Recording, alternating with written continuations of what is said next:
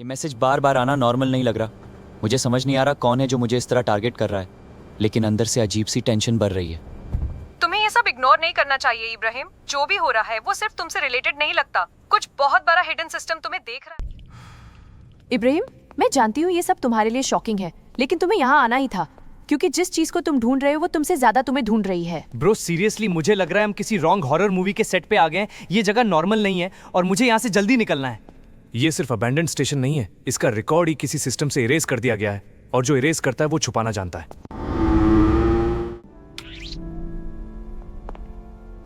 इब्राहिम, ये फाइल मुझे अनोनिमसली मिली है और इसमें तुम्हारे वालिद का नाम सबसे ऊपर लिस्टेड है। मैं भी पूरी तरह समझ नहीं पा रही कि इसका मतलब क्या है। ब्रो ऑनेस्टली ये सब किसी सीक्रेट साइफाई एक्सपेरिमेंट जैसा लग रहा है। मुझे लगता है हम किसी बहुत डेंजरस चीज के बीच में फंस गए हैं। इस सिस्टम के सिग्नेचर्स पुराने मिलिट्री ग्रेड इंक्रिप्शन से मैच करते हैं। ये कोई नॉर्मल डेटा आर्काइव नहीं हो सकता।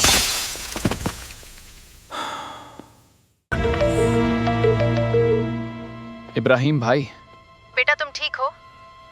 तुम्हारी आवाज में अजीब सी थकान लग रही है और मुझे दिल से अजीब सा डर महसूस हो रहा है। प्लीज मुझे बताओ तुम कहाँ हो। भाई प्लीज जल्दी घर आ जाओ।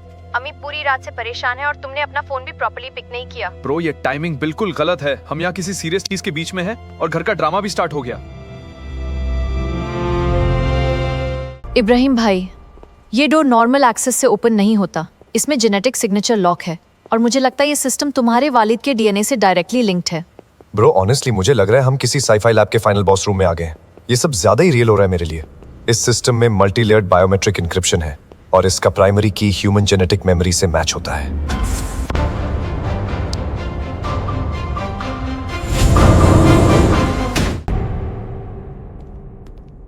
इब्राहिम भाई, ये जगह कोई नॉर्मल आर्काइव नहीं है। यहाँ ह्यूमन मेमोरीज और डिसीजंस को रिकॉर्ड और रिकंस्ट्रक्ट किया जाता है और तुम्हारे वालिद इस सिस्टम के कोड डिजाइनर थे। ब्रो मुझे लग रहा है हम किसी वर्चुअल दुनिया के अंदर चले गए हैं। ये सब रियल है या हम किसी सिमुलेशन में फंस गए हैं? ये architecture self evolving data system है। हर पिलर किसी न किसी ह्यूमन न्यूरल पैटर्न से कनेक्टेड लगता है।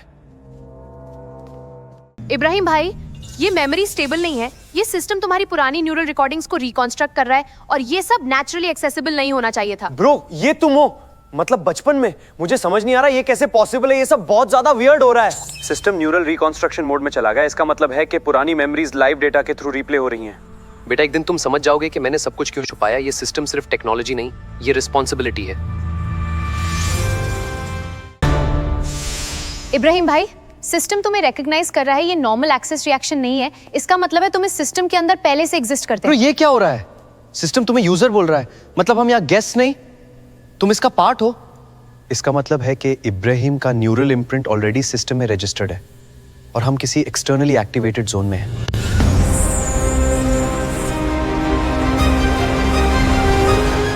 इब्राहिम भाई, तुम अपनी आइडेंटिटी लूज नहीं कर रहे। सिस्टम तुम्हें कंफ्यूज कर रहा है। ये सब इंटेंशनली ट्रिगर किया गया है ताकि तुम अपने आप को क्वेश्चन करो। ब्रो ये जगह लिटरली टूट रही है। मुझे लग रहा है हम किसी डिजिटल अर्थक्वेक के अंदर फंस गए। यहाँ से निकलना जरूरी है। सिस्टम कोर इंस्टेबिलिटी 87% पे है। अगर ये कोलैप्स हुआ तो ये पूरा आर्काइव परमानेंटली इरेज हो सकता है, इंक्लूडिंग उसके अंदर का डेटा।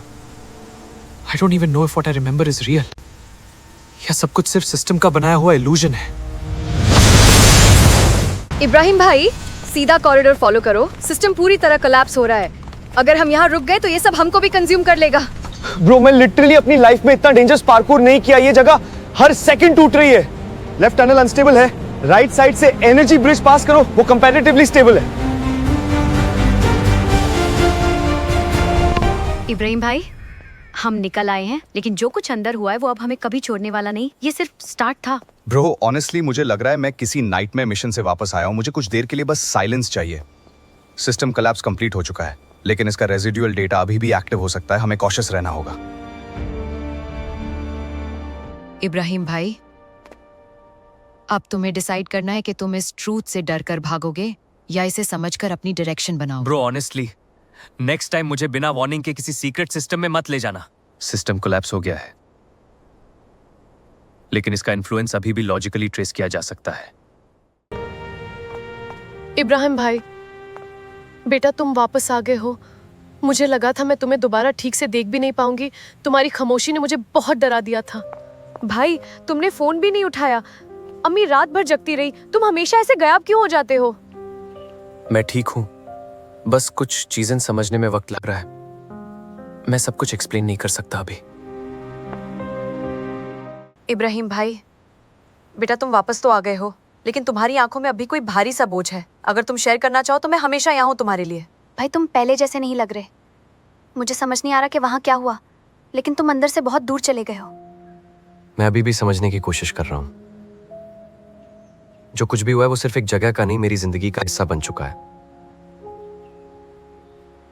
और मैं उसे इग्नोर नहीं कर सकता। इब्राहिम भाई, बेटा तुम अब यहाँ हो, लेकिन लगता है तुम्हारा दिल अभी भी किसी और जगह अटका हुआ है। बस अपना ख्याल रखना। भाई अगर कभी भी तुम्हें लगे कि सब कुछ बहुत हैवी हो रहा है तो हम यहीं हैं, तुम अकेले नहीं हो। मैं अकेला नहीं हूं, बस मैं अब वो इंसान नहीं रहा जो पहले था, और शायद मुझे समझना होगा कि मैं अब बन क्या रहा हूं।